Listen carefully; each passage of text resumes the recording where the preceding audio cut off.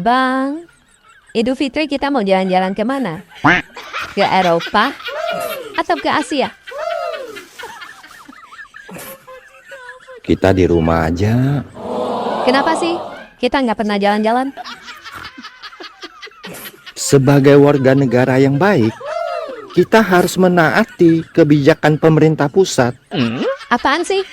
Emang apa hubungannya kita jalan-jalan sama pemerintah pusat? Mau tahu kenapa Idul Fitri kita nggak jalan-jalan? Oh, emang kenapa? Nih, dengerin apa kata presiden kita.